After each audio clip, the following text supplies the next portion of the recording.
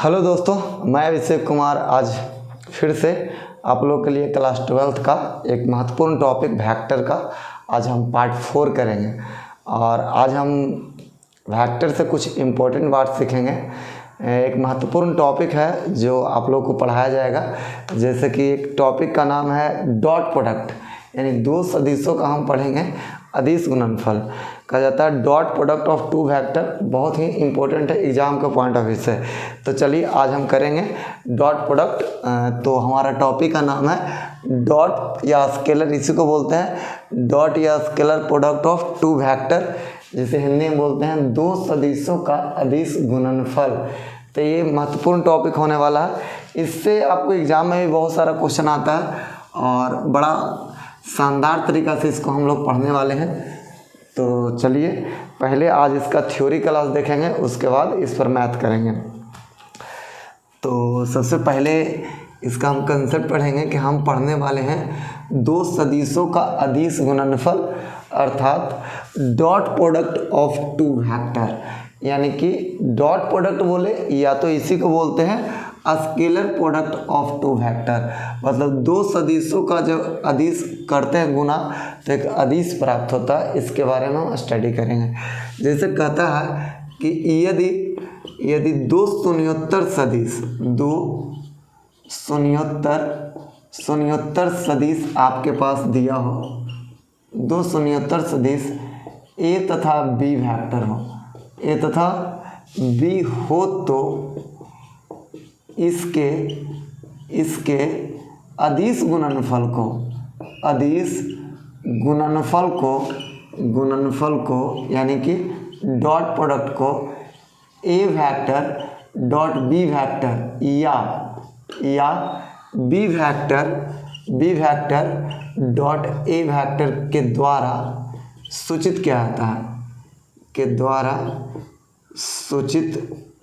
किया जाता है, किया जाता है। ये हमारा वेक्टर के एक महत्वपूर्ण टॉपिक में से आता है, बड़ा इम्पोर्टेंट है।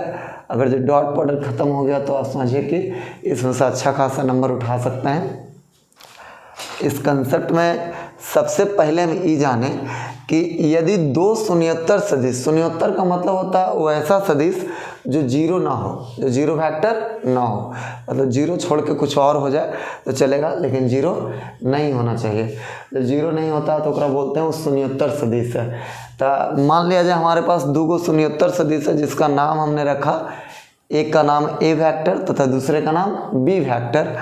तो इसके अदिश गुणनफल को, मतलब ए और वेक्टर बी के अदिश गुणनफल को हम डिनोट करते हैं A vector dot B vector या B vector dot A vector के द्वारा सूचित करते हैं। इसके द्वारा या इसके द्वारा सूचित कर सकते हैं। जैसा कि मान लिया जाए, यदि ये कह दिया जाए कि यदि वेक्टर ए तथा वेक्टर बी के बीच का कोण बाय द वे, बीच का कोण आपको दिया हो थीटा है। कोण क्या है?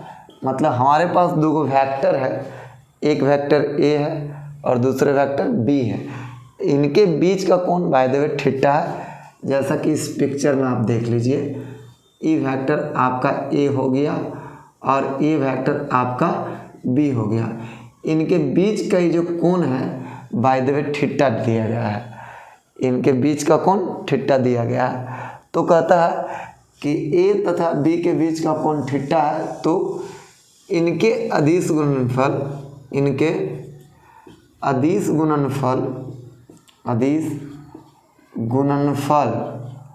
होंगे ए वेक्टर डॉट बी वेक्टर बराबर, फॉर्मूला हो जाता है ए का मैग्नीट्यूड इंटू बी का मैग्नीट्यूड इंटू कॉस थीटा। यानी ए डॉट वेक्टर बी बराबर होता है ए का मैग्नीट्यूड इंटू बी वेक्टर का मैग्नीट्यूड इंटू कॉस थीटा। इसी चीज़ को हम लिख सकते हैं, कहीं कहीं आपको ए के मैग्नीट्यूड को डिनोट किया जाता है केवल ए से, और बी के मैग्नीट्यूड को भी डिनोट कर सकते हैं केवल बी से। चाहे आप वेक्टर ए के मैग्नीट्यूड को ऐसे लिखें या केवल ए लिखें, बात सेम है। बी के मैग्नीट्यूड को ऐसे लिखें या ऐसे लिखें, बात सेम है। तो यहाँ फॉर्मूला हो गया vector A dot vector B बराबर ए का मैग्नीट्यूड इंटू बी का मैग्नीट्यूड इंटू कॉस थीटा।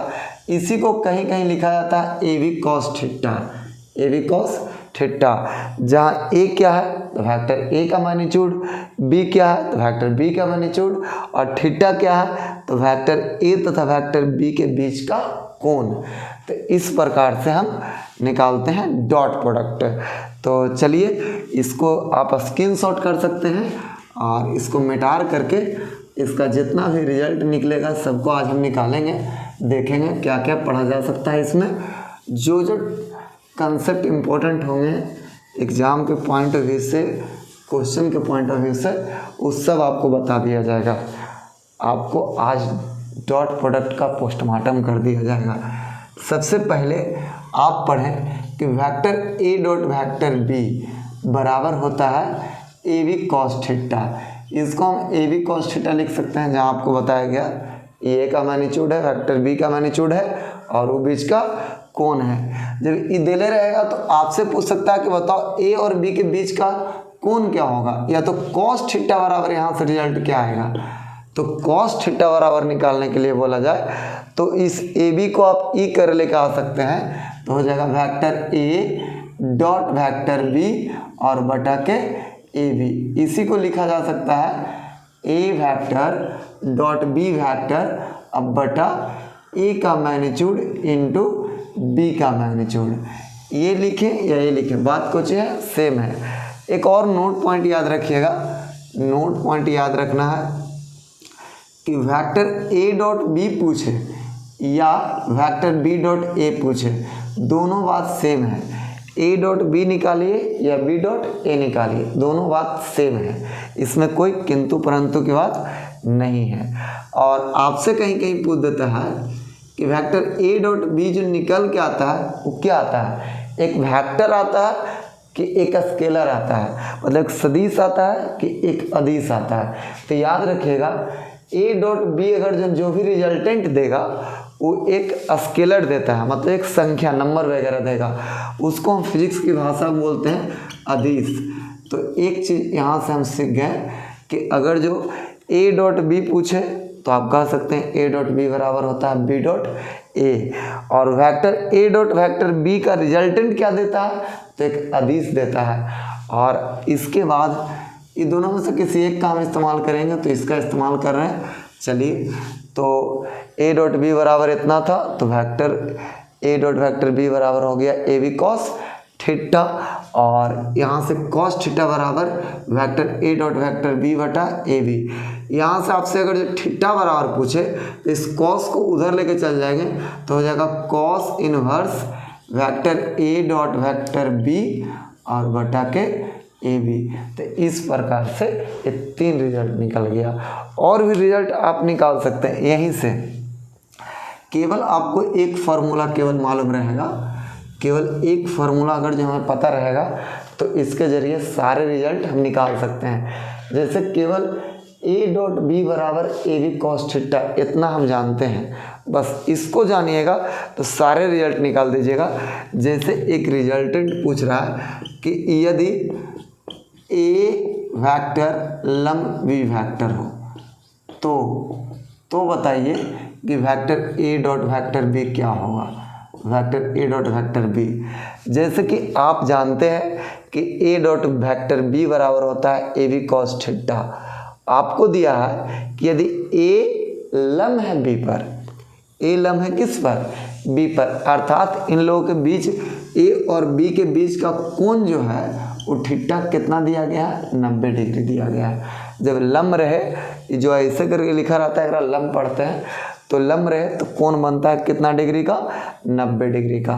आपसे पूछा गया है ए डॉट बी, तो ए डॉट बी का formula A B cos theta होता है। इस थीटा का जगह हम क्या रख सकते हैं तो 90 रख सकते हैं। तो कॉस 90 का वैल्यू आप जानते हैं, कॉस 90 का वैल्यू होता है 10। तो यहाँ ए डॉट बी बराबर ए बी और कॉस 90 0 गुना कुछ भी करेंगे तो क्या आ जाएगा, 0 आ जाएगा। तो डायरेक्ट आपसे कोई पूछे कि यदि ऐसा है कि वेक्टर ए लंब है वेक्टर बी पर, तो बताओ कि ए डॉट वेक्टर बी क्या होगा। तो आंसर करिएगा 0, आंसर हो जाएगा 0। बड़ा आसान सा कंसेप्ट है जो इसके ज़रिए निकाला जा सकता है। चलिए नेक्स्ट हम देखेंगे। नेक्स्ट इसका उल्टा बाय द वे अगर जो कर दिया जाए, आपसे बोला जाए कि बाय द वे ऐसा कहा जाए कि यदि अगला कंसेप्ट है कि यदि ए डॉट बी बराबर 0 हो, आपको अभी देले है कि यदि ए डॉट बी बराबर कितना हो, 0 हो, एवं वेक्टर ए तथा वेक्टर बी शून्योत्तर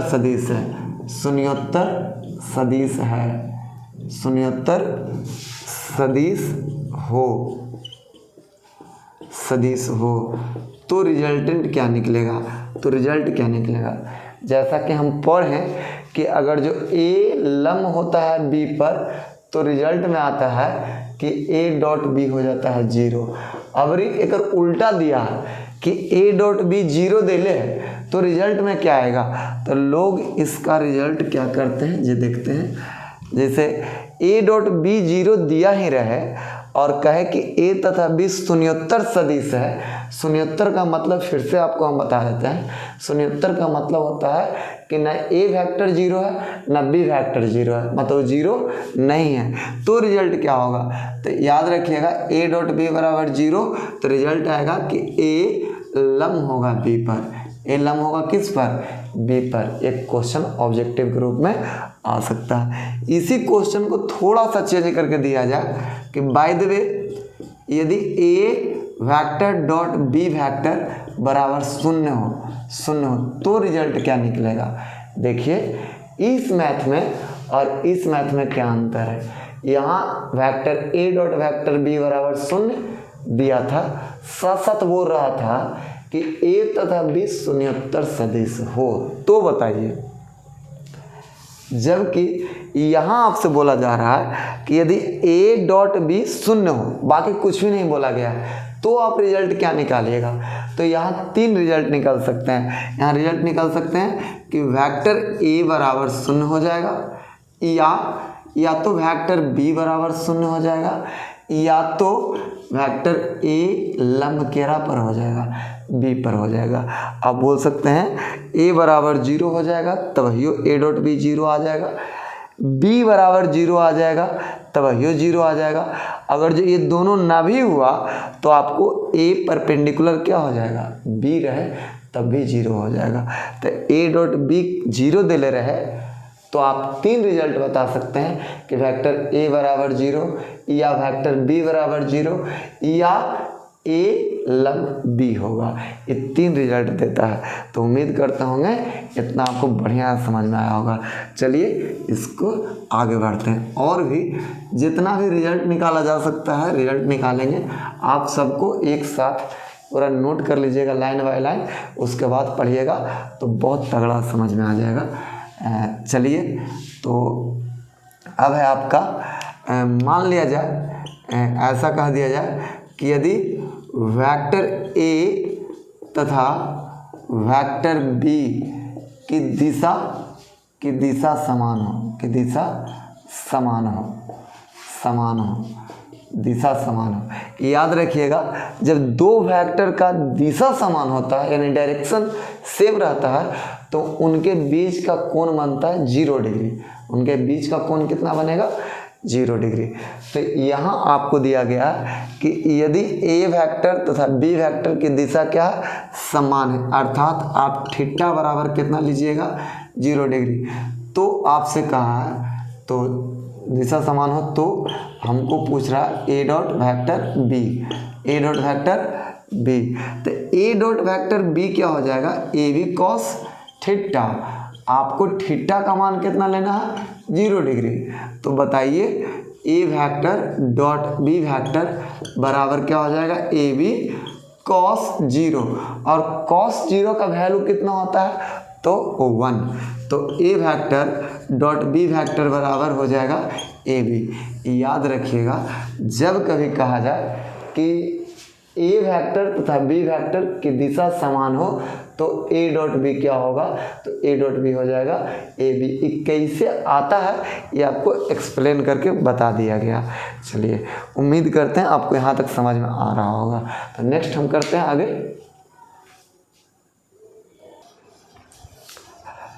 तो इसका अगला कंसेप्ट हो जाएगा कि बाय द वे ऐसा दिया रहे कि यदि ए तथा बी की दिशा, और दिया रहे इसके पहले समान था और लेते हैं कि विपरीत हो, विपरीत हो, ए और बी की दिशा विपरीत हो, तो आपको बताना है कि ए डॉट बी क्या हो जाएगा, ए डॉट बी क्या होगा। तो जब दो वेक्टर का डायरेक्शन विपरीत होता है, अपोजिट होता है, तो उनके बीच का कोण बनता है 180 डिग्री। उनके बीच का कोण बनेगा 180 डिग्री। तो यहाँ हो जाएगा ए बी। अब कॉस थीटा फार्मूला में होता है, आप थीटा की जगह कितना इस्तेमाल करिएगा, 180 डिग्री। तो vector A dot vector B बराबर आ जाएगा ए बी कॉस 180 डिग्री। तो यहाँ ए वेक्टर डॉट बी वेक्टर बराबर ए बी, और कॉस 180 का मान होता है -1। तो यहाँ हो जाएगा vector A dot vector B बराबर माइनस के ए बी, माइनस के ए बी। ये डायरेक्ट रिजल्ट निकल के आ गया माइनस के ए बी। उम्मीद करते हैं इतना आपको तगड़ा समझ में आया होगा। चलिए थोड़ा इंक डाल लेते हैं।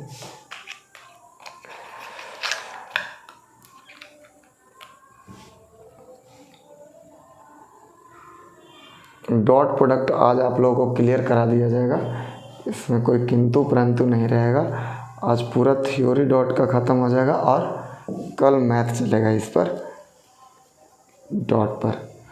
जो भी टॉपिक आप लोगों का दिक्कत हो कमेंट करिए कि सर ये पढ़ा दीजिए, आपको बढ़िया से पढ़ा दिया जाएगा, टेंशन लेने की ज़रूरत नहीं है। तो चलिए यहाँ आ गया।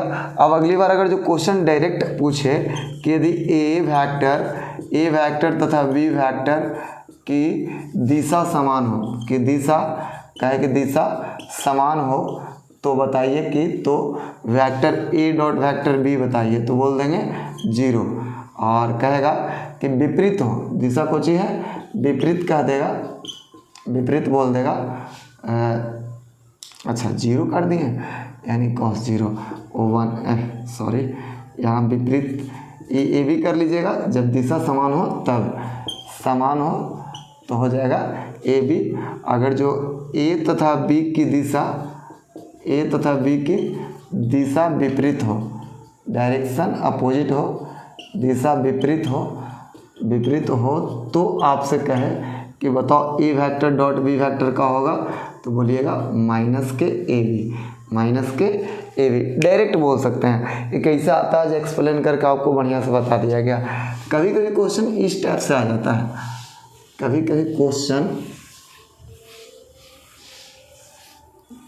कभी कभी ऐसा आ जाता है कि बोल देता है कि यदि वेक्टर ए समानांतर बी हो, वेक्टर ए समानांतर बी हो, तो बताइए कि ए डॉट बी क्या होगा।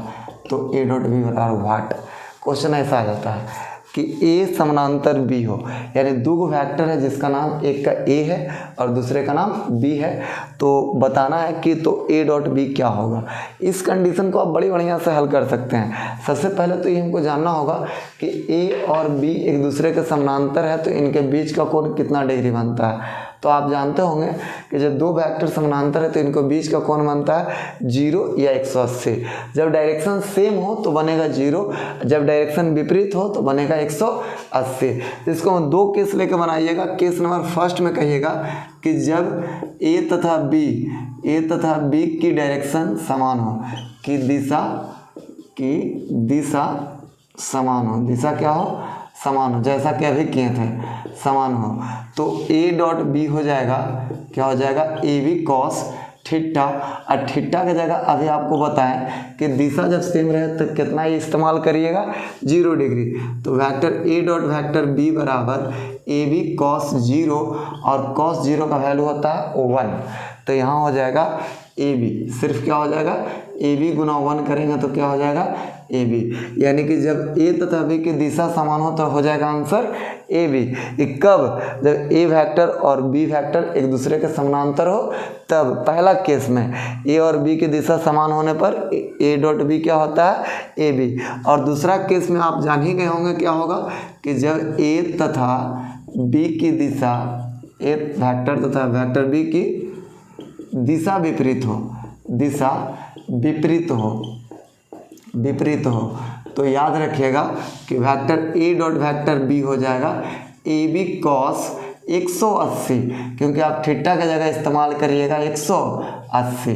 विपरीत रहने पर थीटा का मान होता है 180, तो ए डॉट वेक्टर बी बराबर आ जाएगा ए बी, और कॉस 180 का वैल्यू होता है -1, तो ए डॉट वेक्टर बी बराबर आ जाएगा माइनस के ए बी।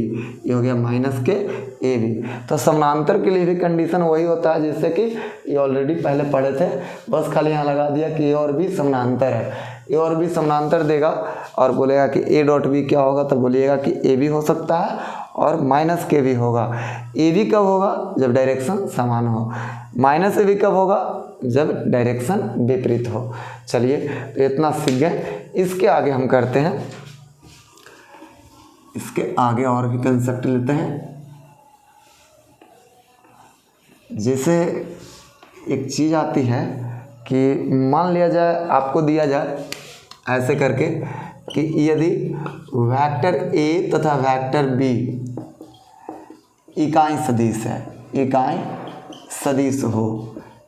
सदिश हो, तो आप बताओ सर कि vector A dot vector B का हो जाएगा, ए डॉट वेक्टर बी। सबसे पहले vector A dot vector B बराबर फॉर्मूला होता है ए बी कॉस थीटा। तो चलिए थीटा की जगह थीटा रहेगा।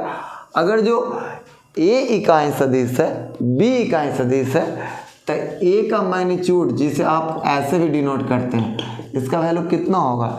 चाहे हम वेक्टर ए के मैग्नीट्यूड को इस प्रकार से डिनोट करें या ए लिख दे, दोनों बात सेम है। तो इसका मैग्नीट्यूड कितना होगा? 1 होगा। क्यों 1 होगा? क्योंकि ए जो है इकाई सदिश है, और इकाई सदिश उसे कहते हैं जिसका मैग्नीट्यूड कितना हो? 1 हो। तो यहाँ वेक्टर ए का मैग्नीट्यूड बराबर कितना हो गया? 1। और उसी प्रकार वेक्टर बी का मैग्नीट्यूड अर्थात बी बराबर कितना हो गया?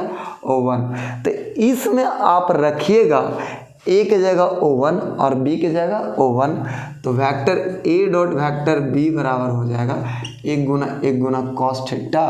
तो यहाँ हो जाएगा ए डॉट वेक्टर बी बराबर केवल कॉस थीटा।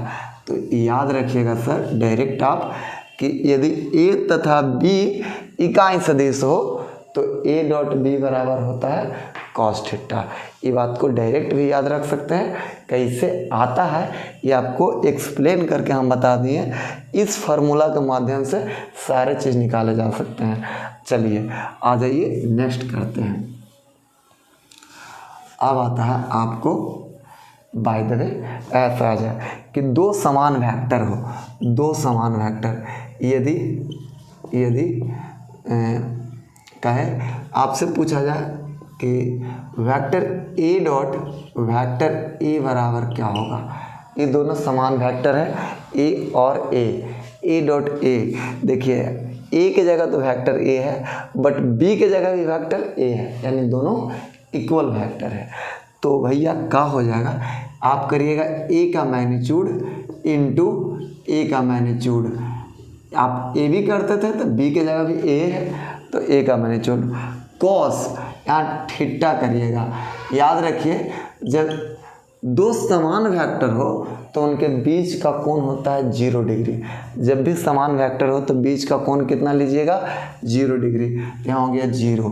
तो vector A dot vector A बराबर आ गया ए के मैग्नीट्यूड इंटू ए के मैग्नीट्यूड, दोनों सेम है तो इसके मैग्नीट्यूड का the whole square into cos 0 और कॉस 0 का वैल्यू होता है, कॉस 0 का वैल्यू होता है 1। तो ए के मैग्नीट्यूड का स्क्वायर इंटू 1 करेंगे तो रिजल्ट में क्या आएगा, बस ए के मैग्नीट्यूड का स्क्वायर आ जाएगा।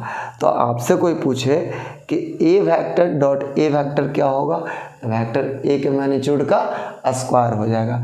इसी चीज़ को आप बड़ी बढ़िया से आप जानते हैं कि ए के मैग्नीट्यूड को हम ए से भी डिनोट करते हैं, तो आप ए का भी स्क्वायर कर सकते हैं। इसी प्रकार से कोई पूछे आपसे कि बताइए vector B dot vector B क्या होगा, तो बोलिएगा वेक्टर बी के मैग्नीट्यूड का स्क्वायर या तो बी स्क्वायर। बोलेगा कोई सी डॉट वेक्टर सी क्या होगा, तो सी के मैग्नीट्यूड का स्क्वायर या तो सी का स्क्वायर। इस प्रकार से हम बोल सकते हैं। उम्मीद करते होंगे इस तगड़ा सा आपको समझ में आया होगा। इसका एक महत्वपूर्ण चीज़ है कि जब कभी कह दे ऐसे करके कि आई कैप डॉट आई कैप बराबर क्या होगा, तो याद रखिएगा आई कैप डॉट आई कैप बराबर होता है कितना, जैसे कि ई इकाई सदिश है, इसका मैग्नीट्यूड करिएगा तो O1 और ई भी इकाई सदिश है, इसका मैग्नीट्यूड O1 और ये दोनों समान है, तब बीच का कोण बनेगा 0 डिग्री। तो आप cos 0 का वैल्यू कितना जानते हैं, cos 0 का वैल्यू O1 जानते हैं। तो O1 गुने O1 गुने O1 यानी आंसर में क्या आ जाएगा O1, यानी आई कैप डॉट आई कैप का वैल्यू O1 के बराबर होता है। ये एकदम एग्जाम के पॉइंट ऑफ से भी आई है। उसी प्रकार जे कैप डॉट जे कैप क्या होगा, तो O1, के कैप डॉट के कैप क्या हो जाएगा, तो O1 हो जाएगा। इस कैप के जगह पर कहीं कहीं ऐसे भी रहता है कि आई वेक्टर डॉट आई वेक्टर, तब भी यही बात समझिएगा, दोनों सेम टू सेम है। I vector dot i vector O1, j vector dot j vector भी O1 और के वेक्टर डॉट के वेक्टर भी O1 हो जाएगा। हाँ, इसके बाद एक और चीज़ देख लीजिए, एकरे में पूछता है जैसे आपसे कह दे कि आई वेक्टर डॉट जे वेक्टर क्या हो जाएगा, तो आई वेक्टर और जे वेक्टर के बीच का जो कोण होता है वो 90 डिग्री।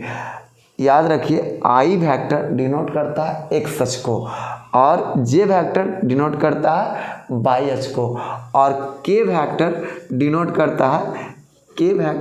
करता है जेड अक्ष को। तो एक्स अक्ष और वाई अक्ष के बीच का कोण होता है 90 और जब दो सदिशों के बीच का कोण 90 डिग्री हो तो उनका डॉट प्रोडक्ट 0 होता है, यानी आई डॉट जे कहेगा तो आंसर में क्या मारेंगे 0। और इसी प्रकार से जे डॉट आई कह दे तब भी आंसर में क्या होगा 0, के डॉट आई कह दे तभी आंसर में क्या होगा 0 और आई कैप आई डॉट कह दे कि के क्या हो जाएगा तो आंसर हो जाएगा 0। तो याद रखिएगा जब डॉट प्रोडक्ट में अलग अलग रहे तो आंसर 0 और समान रहे तो आंसर 1 होता है।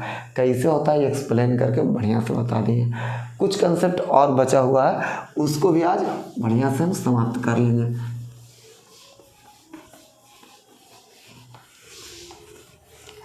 जैसे एक बात याद रखिएगा कि अगर जो आप ए वेक्टर और डॉट बी वेक्टर निकालें और इसका मान 0 से छोटा आ गया, ए वेक्टर और बी वेक्टर निकालें, जैसे ए वेक्टर डॉट बी वेक्टर का वैल्यू 0 से छोटा हो तो वेक्टर ए तथा वेक्टर बी के बीच का जो कोण होगा, ए तथा बी के बीच का कोण जो होगा, बीच का कोण न्यून कोण होगा, अधिक कोण होगा, का कोण अधिक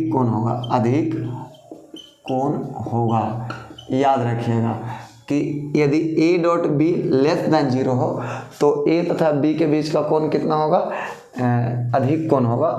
और दूसरा कंसेप्ट कहता है कि यदि vector A dot vector B का मान 0 से बड़ा हो अर्थात धनात्मक हो, 0 से छोटा अर्थात ऋणात्मक, 0 से बड़ा अर्थात धनात्मक हो, तो वेक्टर ए तथा वेक्टर बी के बीच का जो कोण होगा, बीच का कोण जो होगा, कोण न्यून कोण होगा। न्यून कोण का मतलब होता है न्यून कोण होगा, न्यून कोण का मतलब होता है 90 डिग्री से छोटा, 0 डिग्री से बड़ा, और अधिक कोण का मतलब होता है 90 से बड़ा और 180 से छोटा।